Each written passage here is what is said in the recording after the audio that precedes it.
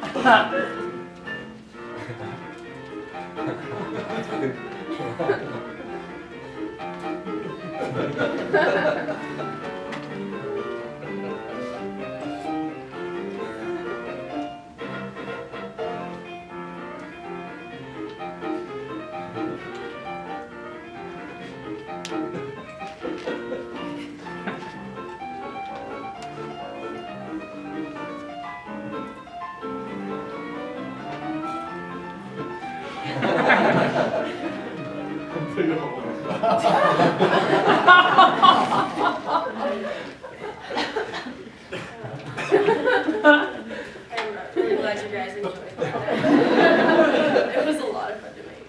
So we are presenting you our Scout Out Bathroom Finder. This is an app we are going to try to expose to the campus, and then hopefully later on we'll have some other ideas with it. This app is supposed to make some more convenience to your life. That's mainly what we're trying to use it for.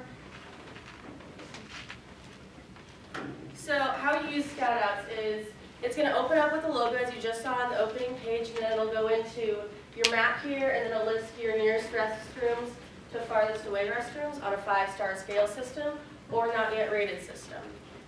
This allows you to see where they are, locate them, and then choose a bathroom that is good enough or satisfactory for what you need.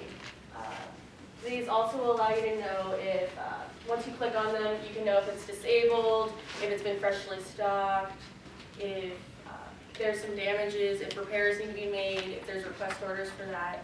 You can also see that in there. And then along with that, you have a comments section where if you use the bathroom, you can go in with a QR code and scan the QR code, which you've probably seen in here, and we decided in UAF, and we decided to expand on that. So you can scan that, and that'll allow you to put the comments towards that bathroom, rate that bathroom, and allow you to put feedback back. You can request things to be repaired. You can say it's unsatisfactory, and it allows a lot of ease for people. So that's what we're hoping it's going to do. The user interface is supposed to be very simple. There might be like a couple of settings for how far away you can select your bathroom range to be, or certain needs you're going to need, such as disabled or other things. And along with that, in the technology aspect, it's going to be open to several different markets, and we're going to have Kristen talk to you guys about that. Thank you. So it was really important to us to find out what kind of devices to put our app on. So what we did is when we distributed our survey, we were very careful on making sure that it was to UAF people. So what we decided to do is, since we all come from different departments, such as I'm a music student and Daniel's engineering, Joy is in the business degree, what we decided to do was to take our survey through SurveyMonkey and distribute it through the different departments. So that way not only music students would register on it and not only engineering. So we had a larger encompass. I also worked for the police station, so it was really nice to send it out to them, and they could send it out to their people too. So what we decided to do was to look at what kind of devices to put on. So we had this little war where it was between Windows phones and Apple. Now this is a common war that we know of. So what we decided to do is even include Android, because some people have Android devices as well. So it'd be available through the iTunes store and through the and through the Windows Store as well. you would be able to go through and just download it, and then it would be accessible. Now, with this being allowed, we all know, since we all have iPhones or maybe just smart devices, the older they get, sometimes the software isn't updated. So no dinosaurs allowed. You will probably not be able to use your original iPhone because it does not support that, and you can't actually get those on the App Store anymore. So we'll go into our target market. Our target market, I actually separated into 4 categories. These were my segments. I decided to put them into regulars. Regulars are students such as ourselves that are in classes, faculty that teach classes, workers that are on campus such as 949, or maybe the ABM workers that clean the facilities themselves. These are people that regularly utilize the facilities on campus. So they would best know what bathrooms, and they would probably also be the most picky about the bathrooms as well. The other section I had was visitors. Visitors are for tourists or maybe people in the Fairbanks community. Campus seems to be a very prime place where people come. Sometimes they dance to the Great Hall, sometimes they come for concerts. So it's very key for us as a campus to allow people to know where they can find our facilities. So they'll be able to use the locator to find it and also know where to find the best one. Contractors, sometimes we have contractors that come up, work on the decorating building. It would be so much easier if they could look up to know where they have to work on the bathroom instead of facilities or even security having to send their own people and their limited resources to show them as well. And then people with disabilities or people that have special needs. This is very important on campus because different areas on campus have limited bathrooms. Such as in fine arts, there's only one ADA approved bathroom, and it's kind of in the right corner of the Great Hall. So what you'll do is you'll walk in, you try to go to the main wing, and you have to go up a ramp, you have to go up a lift, get all the way to the end of the building just to discover that there's actually not an ADA bathroom that's over there. So you'd have to travel back, go back down the lift. It would be so much nicer if they would be able to look at an app and know where they need to go. Or if you have someone that has Crohn's disease, they need a bathroom immediately, they'd be able to access it. So the overall question, why? Well, as I said before, we could use the locator. The medical needs need to be seen. Convenience.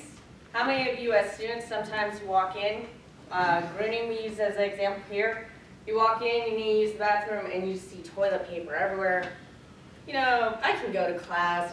No, I'm not going to use this. You just walk out. Or you're a student, you're on campus, you wake up late, you're like, oh my God, I have class in 30 minutes. So you run out of the dorms to go use the bathroom, and there's a janitor sign up there. I guess you're not showering for class today. How nice would it be if you could look on the app and see that it's been flagged so you know to go to a different bathroom? That way, all the students get showers, and we would like to clean our campus. We don't want to sit here and smell everybody on campus. And the last thing is customer satisfaction. You are a student or you are faculty, you are paying money to come here or you are paying money for the facilities, which means that it's up to them to upkeep it. It would be so much beneficial for UAF to have this so they can also survey how well they're keeping their facilities. What are other universities doing? When we were first throwing this idea around, I did a lot of research and found out that a lot of major universities are actually already using apps such as these. There's an app in Virginia Tech called Food Up. And unlike 949, where we have essentials and you know that those are there, Food Up, what they do is on their app, they download it, and you can see exactly what they're posting that day in the cafeteria, and you can see the nutrition balance as well, because they change their cafeteria regularly. Also, Harvard, since they have so many classes that leave back and forth from the campus, maybe see meetings, they have an app called iTaxi. So it will actually show you where taxis are around you, and you can order one to pick you up at certain times to go to a certain area. And the last one I found was Carnegie Mellon, that has one to find my classroom. I wish that I had that app when I was a freshman, because trying to find a classroom on this campus is a little hard, especially when natural sciences is actually called Reichardt to us. But if you look on the map, it's natural sciences. So I would have very much liked this app. And with that, you lead into, well, We know why, we know who we're giving it to. We're giving it to UAF students and for people that use the facilities. So how do we get out there? And that's what Daniel will be showing. So the main goal of the promotion and marketing of this app is to create a link with the target market so that we can communicate information and also influence our customers to, for one, download the app, and second, use the app. We need people to use it on a regular basis to provide the information we need to keep the app running. Also, we're planning to have business users of the app. And so as a business or as a school, you can register a bathroom for $1 per bathroom per month. And this would benefit the business as well, because they could get direct live feedback on how their bathrooms are doing. So it would, for one, help them keep it clean, but it would also bring business to them. If they kept a nice bathroom, and if, let's say on the drive, for now we're starting at UAF, but let's say maybe in the future if we expand, if our location is known for having a good bathroom, maybe that will bring new customers into that location and create business that way. So how will we market this to get it going? The main thing will be social media. It's fast, it's cheap, and it's easy. The other advantage with social media is that we can actually rate ourselves how we're doing. We can analyze our marketing by gathering the data of the number of likes and also see how much our information is being shared. And by doing that, we can produce cost per view and also cost per experience. Basically, you can see how much marketing is costing and if you get the bang for your bucks. So with the social media, the main goal then is to create attention, interest, and desire, which hopefully then in the end will lead to action, thus the download of the app. We will also use other avenues for marketing this. We will try to work with local businesses to do sponsorship and cross-marketing.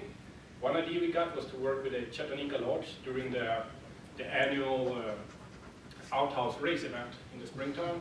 So we would like to be one of the main guys sponsoring that, get our name out. By doing that, hopefully get into a little bit of a buzz or viral marketing where people really share and spread our information on social media to help it get going. So a lot of our marketing is focused on the low-cost, unconventional, guerrilla type of marketing. This is great, especially for younger customers and college students. You got to watch a little bit with guerrilla marketing. You might offend people, so whenever you use guerrilla marketing, you got to be careful. So in order to use this effective, we got to make sure to pre-test our marketing before we release it. So that's part of our marketing plan.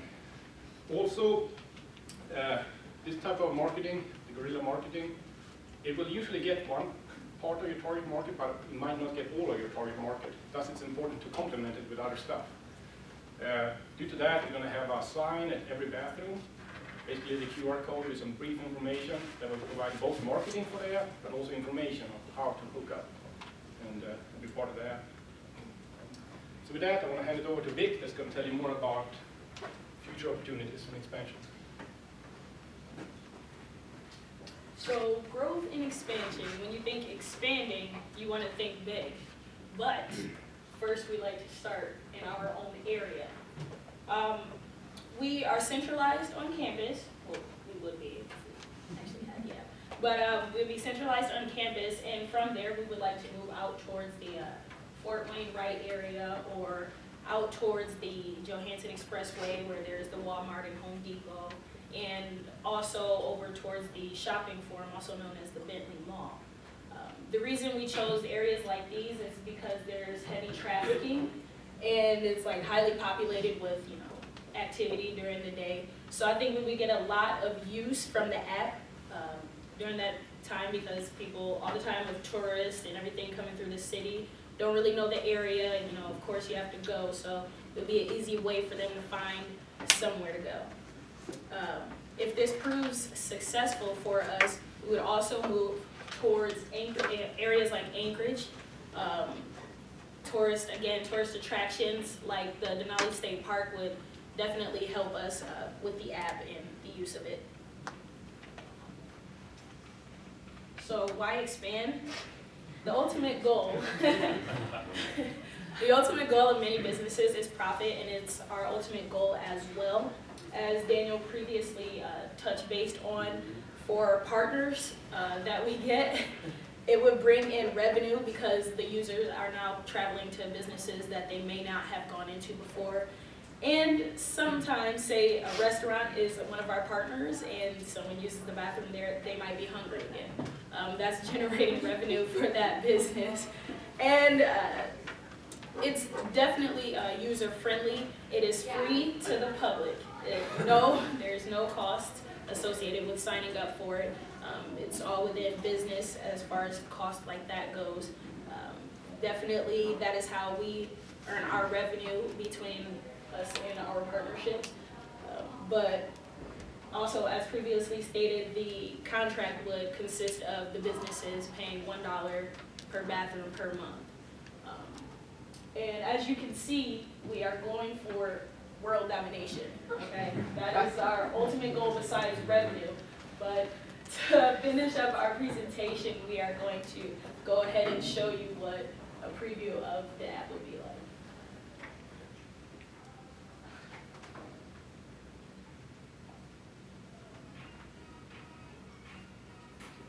Adidas also. Sorry. You're about to skip ours. You're gonna put ours on.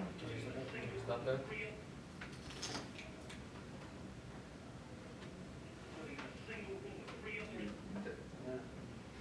It's opening it up in a new tab. Yeah. Yeah, no, like you click on it, and it's just in the other tab. If you go back. Yeah.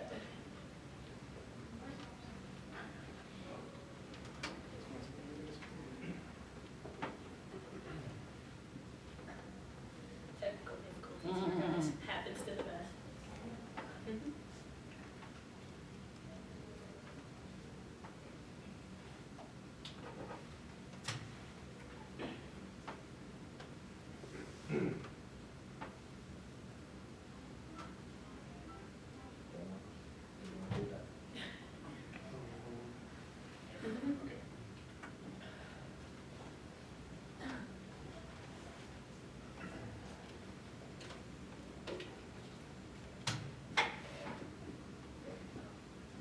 Fine, there you go. Sorry for that, guys.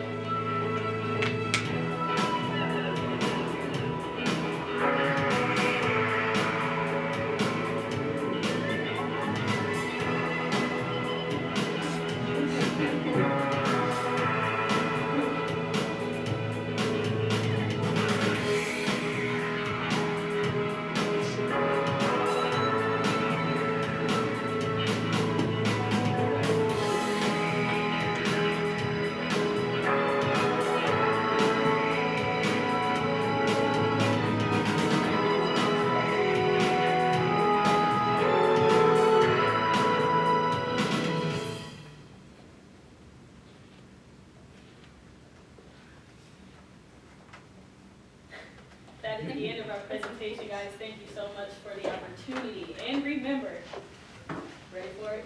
Who's smarter, not harder. I'm sorry, thank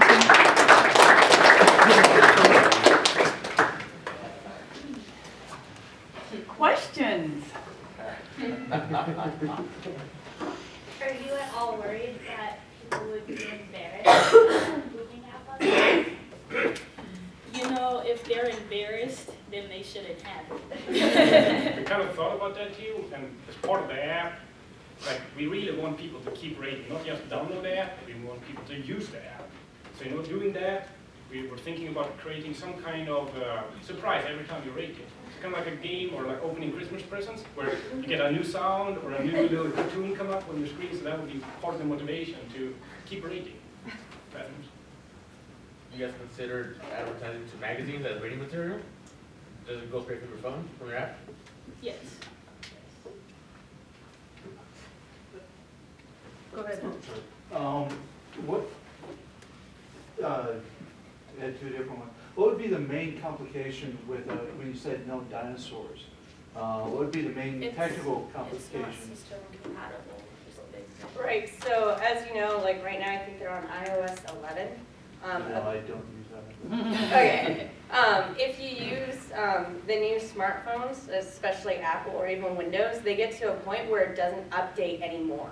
And they do that, so then you have to buy the newest one. It doesn't update past that software.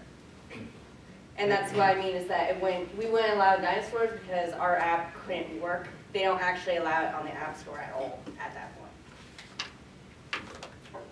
Yes. Do you guys know how to make this app, or what are the costs for making the app? Fortunately, I have a really close friend who does websites and knows everything about it for free.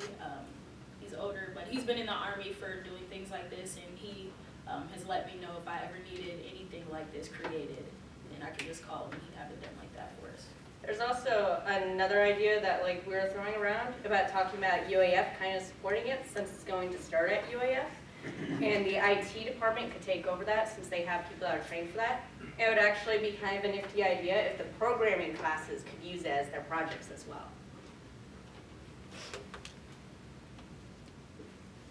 So you said like the main source of revenue would be businesses paying $1 per bathroom for a rating system.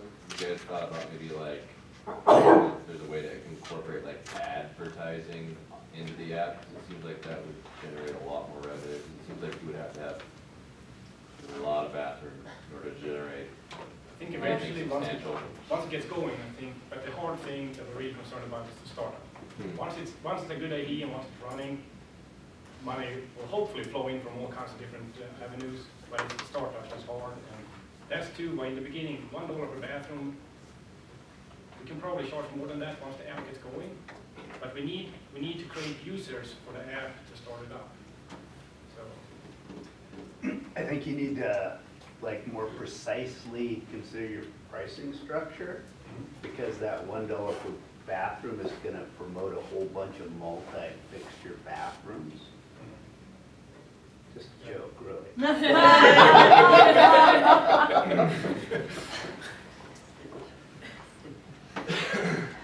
I couldn't help but wonder if, like, days like April Fool's Day would just be this nightmare thing where people would just go around troll spamming that every bathroom was out of order. Someone would have to take one for the team then and accept it. Well, but the idea here, was, it seems like, I mean, it is a universal need that you have identified.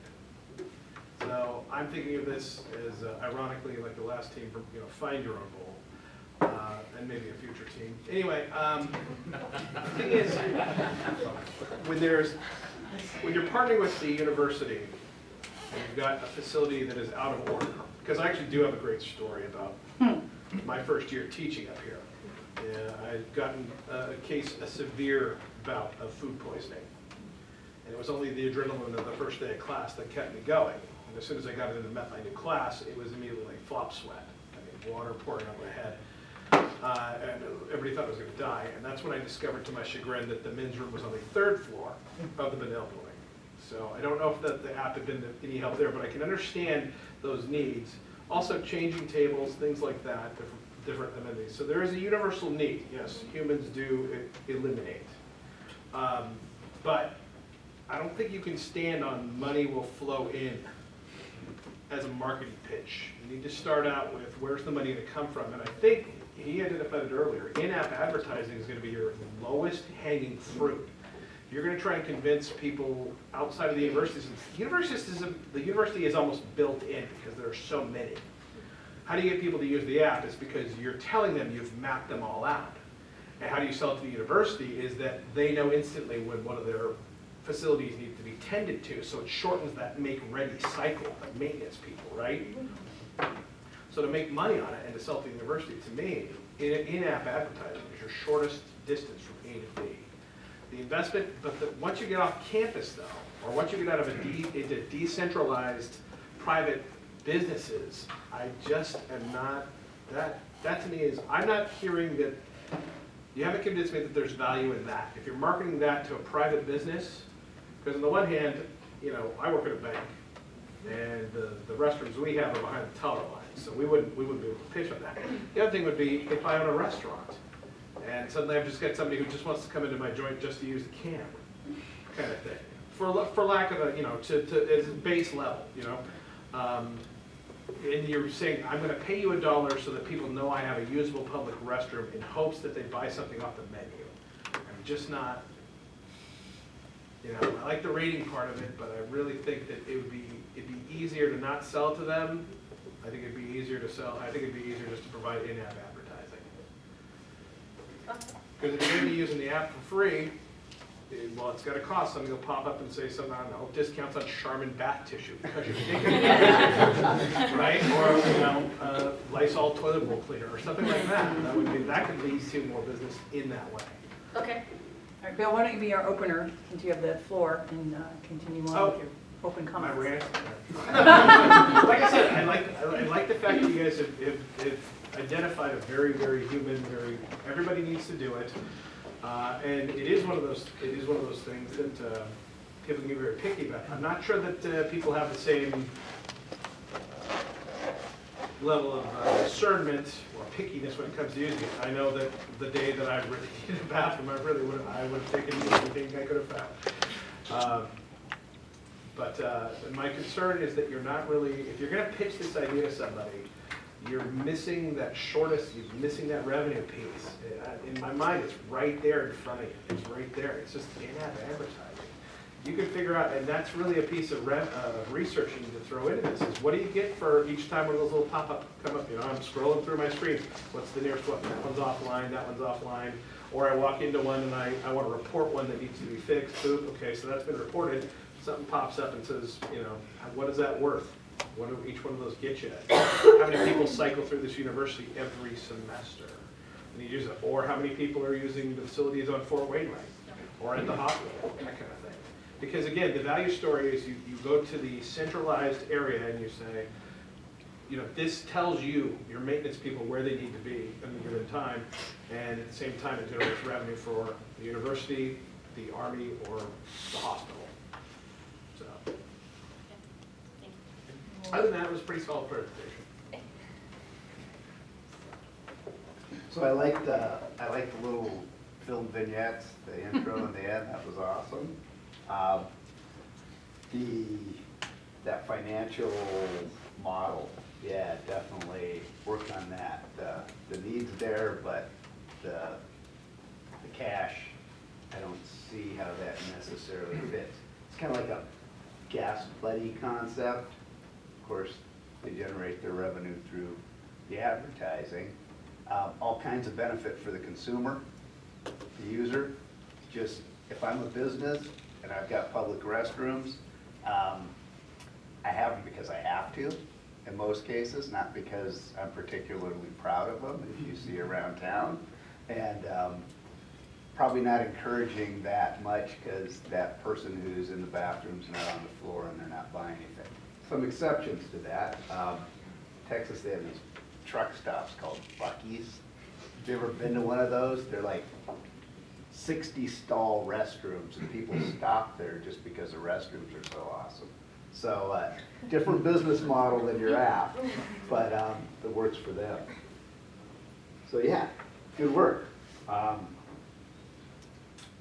to get people to engage and how to get those businesses to outside of your controlled environment here at UAF, where there's all the benefits of efficiency, reporting, the saving maintenance time, monitoring other ways. I don't know. Yeah. I agree, I really liked those videos, kind of gave you an idea of why someone would need this app, because I'll admit when I first heard about it, I was like, I would never download that onto my phone. I mean, there's, for a lot of different reasons. But that was kind of neat to give you an idea of why you might download it. Some other, I guess I'm kind of just gonna reiterate what other folks have said, but I don't see small businesses or even UAF. I mean, UAF is facing budget cuts. I mean, even listing military, hospital, they're not wealthy establishment. I mean, they are, but they're not going to spend on little things like an app. So maybe trying to target something that is very profitable, like an amusement park, or something that has a lot, everyone is contained, you're spending money at that site, so it is a benefit to them for you to know where the restroom is.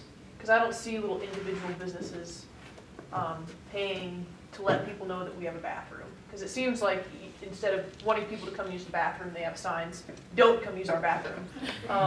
So I'd say that there's more people, businesses that would prefer that you don't. But yeah, I mean, it's kind of a neat idea, and the apps seem to be soaring right now. And so I think if you kind of focused on a large, profitable organization like an amusement park, or even maybe airports where you just have a lot of people cycling in and out and they don't memorize the map of the, the blueprint of the airport, then you might be able to sell it a little bit better. So I'll echo the comments on the creativity, because I thought that was definitely the strength of it. I think there was going to be a real app to go after this, and your target audience, I think you hit a very core niche there as far as presenting it the right way. What I would say is, realistically, how much time do people spend on your app?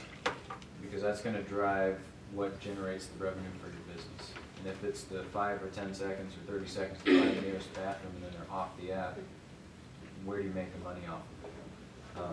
Tied to that, from the business side of it, I think you have to draw that connection into keeping your app relevant and useful for the audience, tying that to the businesses. And I don't think that I would spend $1 a month for keeping my bathroom on the map as a clean place to go, even though it's awesome. But from that side of it, realistically, with that, my biggest concern would be, how do you keep any other apps out there? So like a Yelp, which already asks a bunch of questions like, is the bathroom functional and great, and all these other things. I mean, that's the core of your app, is this one, method of information. So what happens when another app that does a bunch of other things just incorporates that into what they do, and now you can go on Facebook or Twitter or anything else and find out if it's got a good bathroom or not. So that would be my biggest concern from that standpoint, is how do you stay relevant over time as the best bathroom? I realize GoPro was already taken as a name, but that would be Just pro go. Kind of